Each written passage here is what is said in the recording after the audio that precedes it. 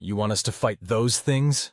Krrx'tal clicked his mandibles in disbelief, compound eyes fixed on the tactical display. Are you completely insane or just suicidal? The Vorkath commander's facial tentacles writhed in frustration. They're just humans. Primitive mammals barely a century into their space age. Your fee has already been tripled. Quadruple it again, and I still wouldn't take this contract, Krrx'tal chittered, jabbing a clawed appendage at the holographic imagery. Look at them. Actually, look at them. The footage showed what the humans designated as their Special Operations Forces, conducting exercises on a harsh desert world. The warriors moved with an unsettling combination of fluid grace and predatory intent, laden with enough weaponry to make a Krevan warbeast feel inadequately armed. I've studied their combat doctrine, Krrx'tal continued. Do you know what those markings mean? The ones they wear on their armor? Skulls. Human skulls. They advertise death on their very bodies. What kind of species does that? A primitive one trying to appear threatening, the commander scoffed. Their psychological warfare is crude at best. Crude? Krrx'tal's antennae twitched violently. Let me tell you about crude. Those humans you're so eager to dismiss? They developed powered armor because they saw it in entertainment videos. They created plasma weapons because they thought they looked cool in games. Their entire military-industrial complex is driven by the question, wouldn't it be awesome if... The commander's tentacles stilled. Surely you're exaggerating. I wish I was. You know what they call their elite units? Names like Ghost Recon and Shadow Raiders. They give their gunships names like Black Death and Angel of Destruction. They name their carriers after ancient warriors and conquerors. Many species engage in martial posturing. No, you don't understand, Krrx'tal interrupted, mandibles clicking rapidly. They don't do this to intimidate enemies. They do it because they think it's fun. Because some human looked at a heavily armed assault transport and thought, you know what would make this better? Painting flames on the side and calling it Valkyrie's Fury. The tactical display shifted to show human special forces conducting a night raid. Their movements were precise, coordinated, and utterly terrifying to watch. They flowed through the darkness like living shadows, every motion economical and deadly. Look at how they move, Krrx'tal continued. Most species either excel at stealth or direct combat. Humans? They switch between the two like flipping a switch. One moment they're ghosts, the next they're unleashing enough firepower to level a small city. And they do it all while making terrible jokes over their comm channels. The commander's facial tentacles had begun to pale slightly. The jokes cannot be that significant a factor. Oh, really? Let me share some intercepted communications from their last engagement. Krrx'tal pulled up an audio file. Human voices crackled through the speakers. Hey Jenkins, what's the difference between a Vorkath battlecruiser and a target range? I don't know, Sarge. What? About 30 seconds once Anderson gets that railgun warmed up. Sound of human laughter mixed with explosive detonations. See? Krrx'tal's antennae drooped. They make jokes while fighting. Who does that? It's not natural. The commander shifted uncomfortably. Perhaps we could negotiate with their leadership instead. Their leadership? Krrx'tal gave the chittering equivalent of a laugh. You mean the ones who look at their most aggressive, adrenaline-seeking, danger-loving volunteers and say, yes, these are the ones we should give our most advanced weapons to? The ones who took their special forces' request for orbital drop capabilities and responded by developing pods that let them literally surf through atmospheric re-entry? They do? What? Oh yes. They call it riding the lightning, because of course they do. They turn everything into an action video game. Their training simulations are indistinguishable from their entertainment. Do you know what they call their combat stimulants? Go juice. Their battlefield medical technology? Stim packs. It's like they're living in their own combat fiction. The tactical display showed more footage. Humans in powered armor executing impossible maneuvers. Their movements enhanced by neural interfaces and synthetic muscle fibers. And don't even get me started on their enhancement programs, Krrx'tal continued. Most species pursue either biological or technological advancement. Humans? They said both and make it awesome. They've got soldiers who can interface directly with their weapons, who can process combat data faster than our best AI, who can run for days without rest. And what do they do with these capabilities? They compete to see who can pull off the most ridiculous stunts in actual combat. The commander's skin had taken on a distinctly unhealthy hue. Surely they have some weaknesses. Oh, they do. They're reckless, prone to improvisation, and constantly pushing the limits of their equipment. But here's the thing. They know these are weaknesses, and they've turned them into strengths. They train for equipment failure. They practice improvising. Their doctrine literally includes guidelines for when to ignore doctrine. That's madness. Exactly. And that's why I'm not fighting them. Because the only thing more terrifying than their capabilities is their enthusiasm for using them. They don't just embrace combat. They enjoy it.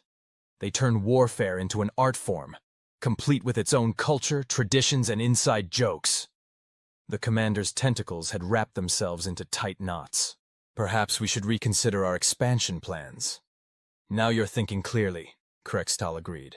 Because let me tell you the worst part. All those special forces we've been watching, those are their normal ones. They have even more elite units they keep secret. Can you imagine what those must be like? I'd rather not. Wise choice. Because I've heard rumors about their Black Ops teams. Stories about operators who can bend probability itself, who can step through dimensions, who can... Enough! The commander's tentacles were practically tied in knots. The contract is withdrawn. We'll seek easier conquests elsewhere. Good call, Krrx'tal chittered. Because the only thing more dangerous than human special forces is what happens when they get creative. Did you know they once used orbital dropping pods to deliver high-yield explosives disguised as supply crates? The enemy took them into their own storage facilities. They called it Operation Special Delivery and laughed about it for weeks. As the commander hurried away, Krrx'tal turned back to the tactical display. The footage showed a human special forces team practicing close-quarters combat, their movements a deadly dance of precision and controlled violence. One of them executed a perfect backflip while firing 2 weapons simultaneously. Completely insane, Krrx'tal muttered. And they probably did that flip just because they thought it looked cool. In the background, more intercepted communications played. Hey, anyone see where I left that antimatter grenade? Check your other tactical pocket, Dave. Oh yeah, there it is. Right next to my lucky rabbit's foot. More human laughter. Krrx'tal shut off the display with a shudder. Let others fight the humans if they wanted. He preferred his battles survivable and his enemies sane. Besides, he'd heard the humans had recently started experimenting with something they called space ninjas, and he definitely didn't want to know what that was about. As he left the command center, he could have sworn he heard distant human laughter echoing through the corridors. Probably just his imagination. Probably, but he quickened his pace anyway. Later that cycle, when asked why he'd turned down such a lucrative contract, Krrx'tal had a simple answer. Have you ever watched humans fight? They treat combat like a competition to see who can be the most spectacularly lethal while having the most fun. They don't just wade into battle, they choreograph it. His fellow mercenaries laughed, until he showed them the footage. They didn't laugh after that. Instead, they did the sensible thing. They updated their contracts to specifically exclude operations against human special forces. Some called them cowards. Krrx'tal called them survivors. Because in the end, there was only one thing you needed to know about human special forces. They were the kind of warriors who looked at the impossible, grinned and said, "Hold my beer." And anyone who knew humans knew that phrase never ended well for their opponents. Remember that time we turned down the Vorkath contract? Zixvac asked, mandibles twitching with barely suppressed amusement. Krrx'tal's antennae flattened against his carapace. Don't remind me. Best decision I ever made, even if nobody believed me at the time. The mercenary lounge of Station 7 Echo was unusually crowded, filled with various species sharing war stories and contract information. Most were trying very hard to avoid discussing the latest news from the Outer Rim. Speaking of humans, a Tellarite mercenary commander called from across the room, their crystalline form catching the ambient light. Has anyone seen the footage from the Dorax Incident? A collective shudder ran through the assembled warriors. Even the normally stoic Quantum Hive representatives dimmed their bioluminescence. You mean when those human operators decided to... Krrx'tal paused, mandibles clicking rapidly as he searched for the right words. What did they call it? Improvise a tactical solution using locally sourced materials? That's the diplomatic version, the Tellarite chimed, their crystalline structure vibrating with suppressed mirth. What they actually said was, "Hey y'all, watch this." Those words, a veteran Mercian warrior growled, their fur standing on end, should be classified as a psychological weapon. Nothing good ever follows them. Krrx'tal pulled up a hollow screen, displaying the now infamous footage. The assembled mercenaries leaned in despite themselves, unable to look away from what had become known as the incident. The footage showed a squad of human special forces operators cornered in a Doraxian manufacturing facility. The Dorax, being silicon-based lifeforms, had assumed their industrial-grade thermal processing units would provide an effective barrier against the humans. They had not counted on human creativity.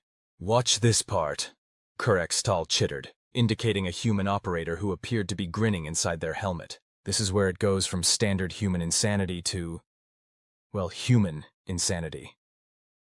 The footage showed the operator turning to their squad. The audio crackled. "Hey, you know what those processing units are full of? Industrial coolant? Nope. Free-range tactical lubricant." What followed was a masterclass in what humans called adaptive problem-solving, and what everyone else called complete madness. The operators somehow converted the facility's thermal processing network into an improvised distribution system for their combat stimulants and explosive compounds. They weaponized the cooling system. A newly arrived quantum hive drone buzzed in disbelief. They turned temperature regulation equipment into a delivery mechanism for military-grade stimulants and high explosives, while making jokes about it being just like that one video game, Krrx'tal added. Something about plumbing simulator and speedrunning strats.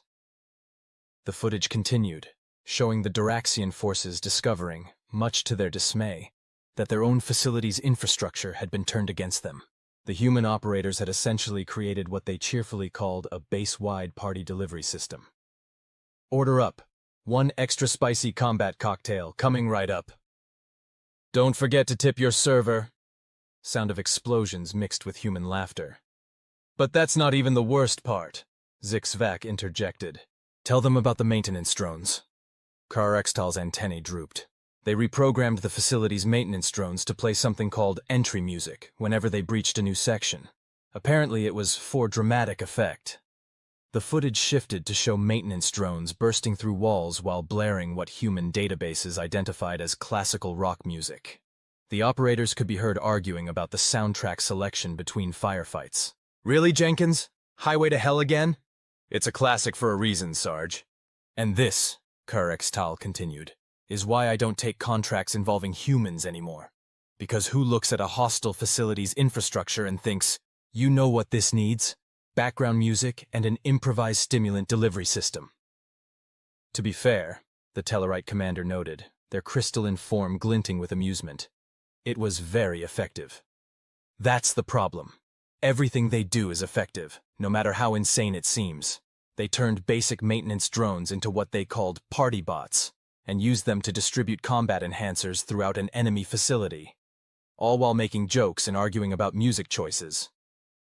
The footage showed the final moments of the operation, with human operators surfing on reprogrammed maintenance drones through corridors filled with stimulant-laced vapor, firing weapons akimbo while shouting quotes from their entertainment media.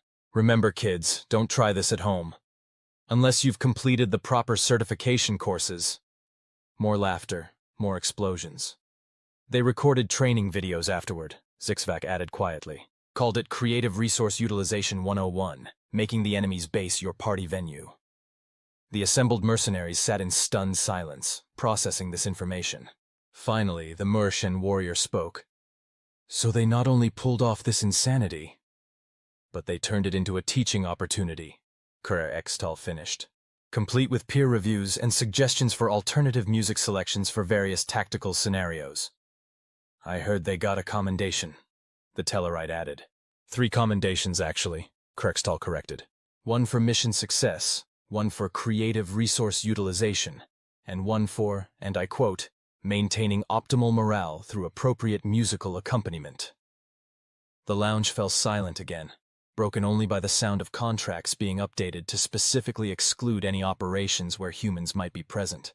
Even the Quantum Hive representatives, normally eager for any combat data, were rapidly revising their engagement protocols.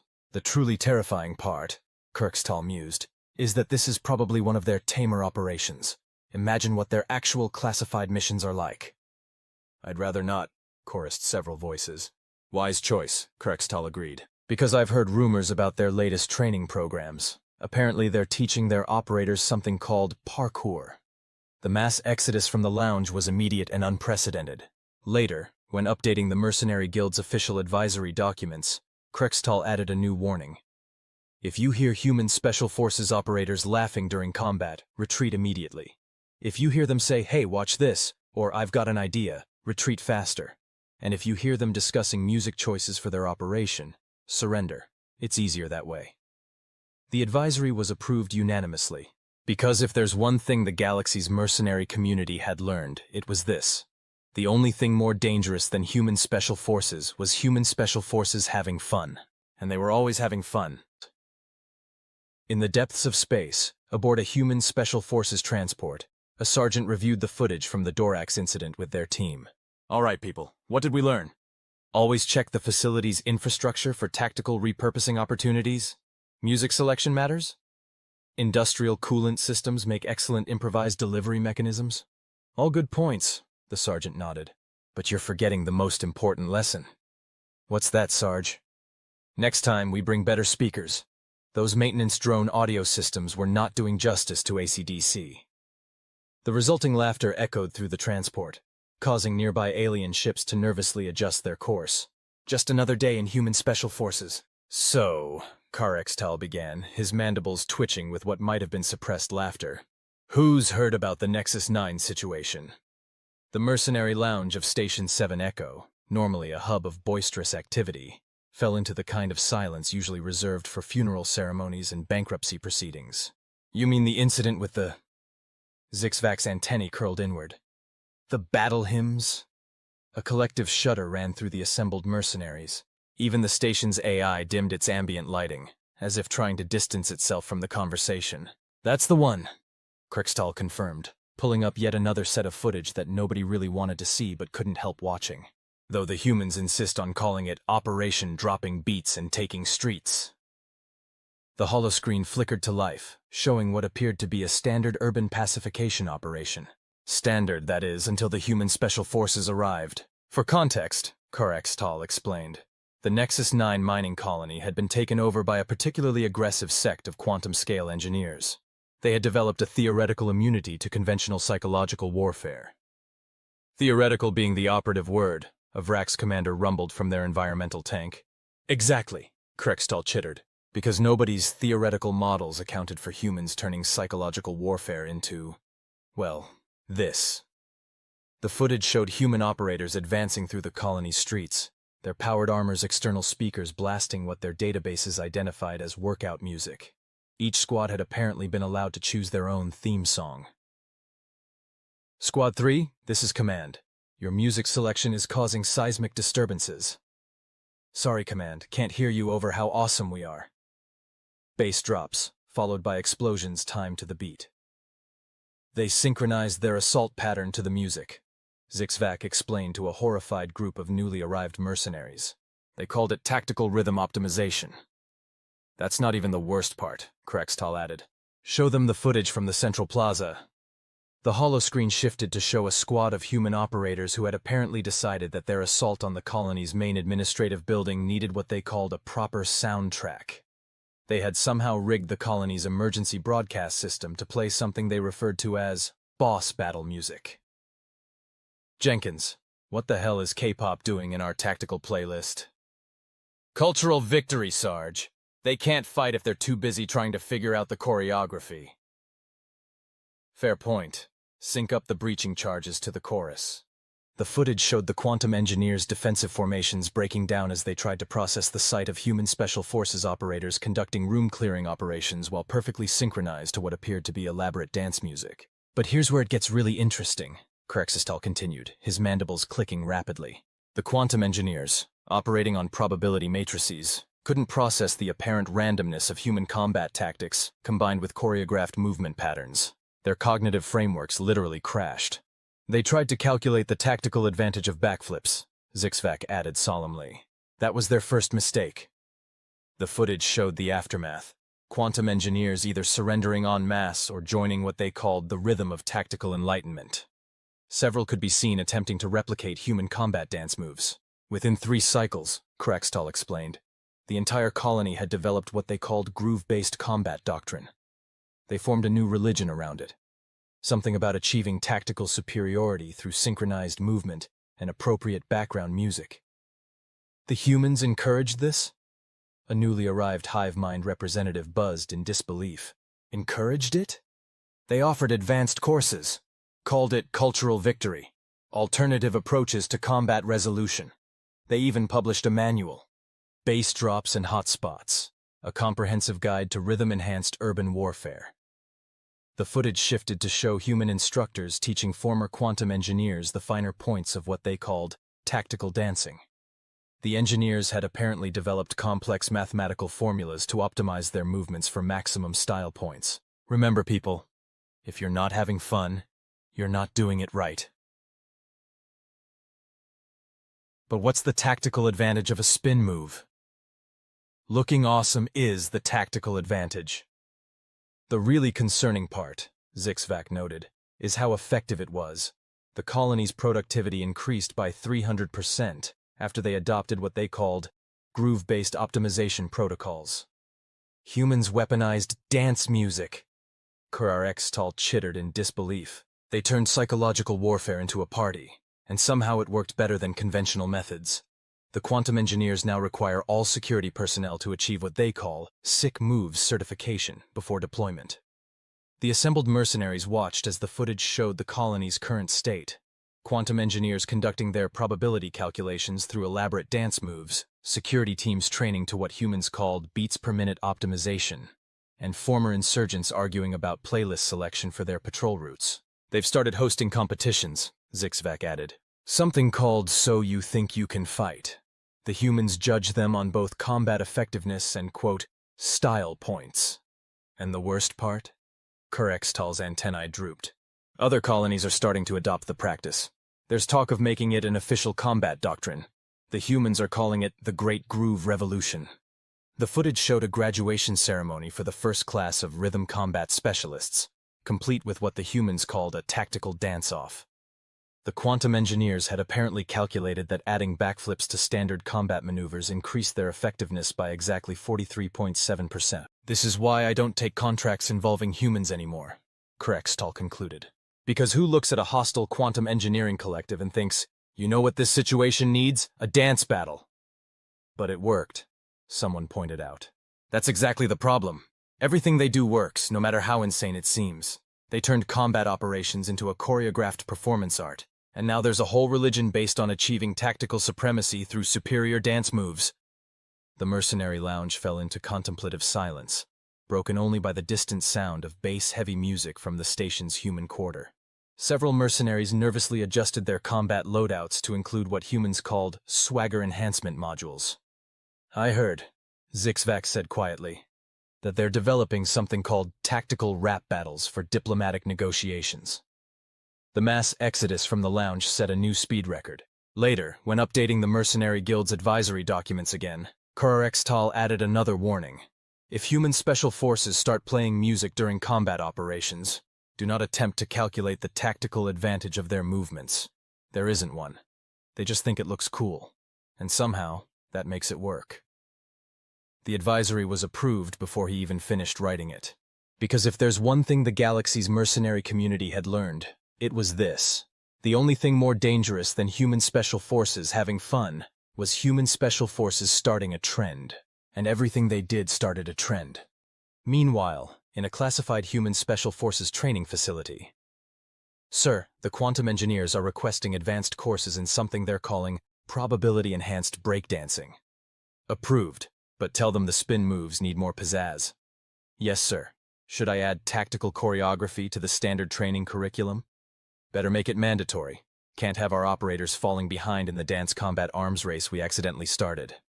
Sir, about that, several other species are requesting training in rhythm-based warfare. Well, you know what they say, Lieutenant. What's that, sir? The groove must flow. The resulting laughter echoed through the facility, causing several quantum probability matrices in the vicinity to spontaneously rewrite themselves to include dance moves. Just another day in human special forces. I swear by all quantum probabilities, the veteran Dravix commander declared, their crystalline form vibrating with poorly suppressed emotion. This is the absolute last time I underestimate human social protocols. The mercenary lounge of Station 7 Echo had become something of an unofficial support group for those who had encountered human special forces. Today's session was particularly well attended, given the recent events in the Epsilon sector. "Let me guess," Krrx'tal chittered, already pulling up his ever-growing database of human tactical absurdities. "You encountered their new diplomatic integration specialists? Is that what they're calling them now?" The Dravix's crystalline structure flickered with what might have been PTSD. "We called them the T-Team." A ripple of understanding passed through the assembled mercenaries. Even the station's cleaning drones seemed to pause in sympathy. "Oh no!" Zixvak's antennae curled in recognition. "You got the full British Special T-Service treatment, didn't you?" The Dravix commander's crystals chimed in affirmation. "We thought we had them cornered. Our forces had surrounded their position in the diplomatic quarter. We demanded their surrender, and they—" A pause. "They invited us in for tea." "Classic BSTS move." Krrx'tal nodded sagely, bringing up the footage. "Show us what happened." The holoscreen flickered to life, displaying what started as a standard urban containment operation. Standard, that is, until the humans deployed what they cheerfully called tactical hospitality. "I say, chaps, these fellows seem rather tense. Jenkins, break out the Earl Grey." "The combat blend, sir?" "Of course. And do remember the proper china. We're not savages." The footage showed human operators, in full combat gear, meticulously setting up what they referred to as a proper T-service in the middle of an active combat zone. They had somehow managed to include doilies. "At first, we thought it was a trick," the Dravix commander continued. "Some new form of psychological warfare. Then they started discussing the proper way to hold a teacup while wearing powered armor. Remember, everyone, pinky out. It's in the manual." "Sir, which manual is that exactly?" Advanced Combat Etiquette, Chapter 3, Tea Time Tactics. The footage showed increasingly confused Dravix forces watching as human operators debated the tactical advantages of different T-blends while simultaneously maintaining perfect combat readiness. "But that's not even the worst part," the commander's crystals chimed distressingly. "They had scones." "Combat-grade scones?" Zixvak asked sympathetically. "With tactical clotted cream," the commander confirmed. "They insisted there was a proper way to apply it. Had a whole briefing about it. Called it Operation Jam First." Krrx'tal's mandibles clicked in understanding. "Ah, you got the full Cornwall versus Devon tactical doctrine demonstration." The footage showed human operators engaging in what appeared to be a heated debate about proper scone preparation while casually disarming explosive devices and maintaining defensive positions. "With all due respect, sir, the Devonshire method provides superior tactical coverage." "That's dangerously close to insubordination, Jenkins. Everyone knows Jam First is the superior approach." "Perhaps we should consult the Queen's Royal Combat Catering Corps manual." "They had an actual manual for this?" A newly arrived Quantum Hive representative buzzed in disbelief. "They have manuals for everything," Krrx'tal explained. "This one's called Tactical Tea Service, a comprehensive guide to combat catering, complete with sections on emergency doily deployment and proper pinky positioning under fire." The footage continued, showing the Dravix forces gradually being drawn into what the humans called aggressive hospitality. Several crystal warriors could be seen awkwardly attempting to hold teacups with their energy manipulators. "They insisted on proper introductions," the commander continued, their crystalline structure flickering with the memory. "Full titles, unit designations, preferred tea varieties. They had dossiers on everyone's tea preferences." "That would be their intelligence division," Zixvak noted. "I heard they have a whole department dedicated to what they call tactical social engineering." The footage showed human operators conducting what they called synchronized tea service with military precision. They had apparently developed specific protocols for every possible social scenario, including proper combat tea etiquette for multiple species. "Jenkins, the Dravix commander's crystals are looking a bit dull. Offer them the special blend." "The classified one, sir?" "Indeed. And do remember the proper serving temperature for crystalline life forms. We're not barbarians." Within 3 hours, the Dravix commander recalled, they had turned our containment operation into what they called a proper afternoon tactical tea session, complete with discussion groups about optimal scone preparation techniques. "But did you actually drink the tea?" Krrx'tal asked carefully. "Of course we did. They had specific blends optimized for crystalline biology. Do you know how rare that is? They called it their Special Forces selection. Said it was a closely guarded secret of their combat culinary corps. The footage showed the aftermath. Dorax forces and human operators engaged in what appeared to be a highly civilized discussion about proper T-service protocols while maintaining full combat readiness. Several Krrx'tal warriors had adapted their energy fields to better hold the tiny cups. By the end of the day, the commander's crystals chimed resignedly. We had signed 3 trade agreements, established a cultural exchange program, and agreed to host monthly tea ceremonies. They called it Operation Steep and Keep, building better relations through superior tea service. And the scone dispute? Zixvac inquired. Ongoing. They've established a joint human Dorax research committee to study optimal topping application sequences. The humans call it the Strategic Scone Initiative. The assembled mercenaries watched as the footage showed current conditions in the Epsilon sector. Regular tea ceremonies between human and Dorax forces, complete with what the humans called tactical doily deployment, and heated debates about proper scone preparation. They've started certification courses, the commander added. Something called Advanced Combat Hospitality. The humans are training our forces in what they call tactical politeness.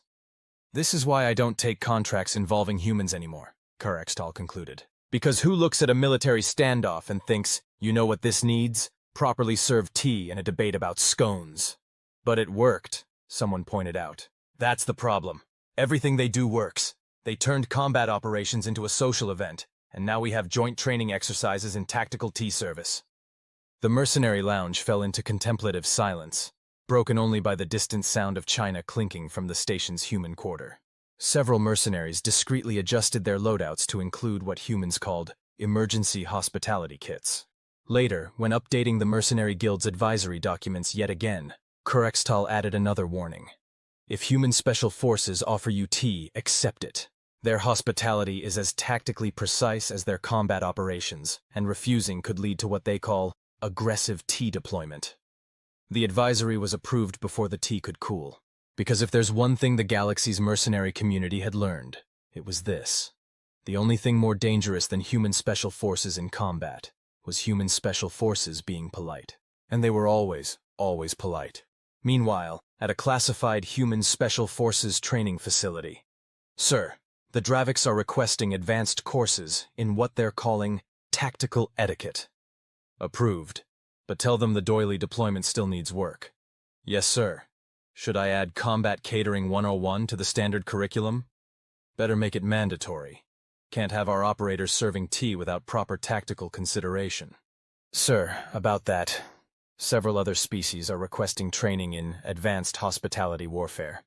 Well, you know what they say, Lieutenant. What's that, sir? The tea must flow. The resulting laughter echoed through the facility, causing several nearby tea sets to rattle in sympathy. Just another day in human special forces.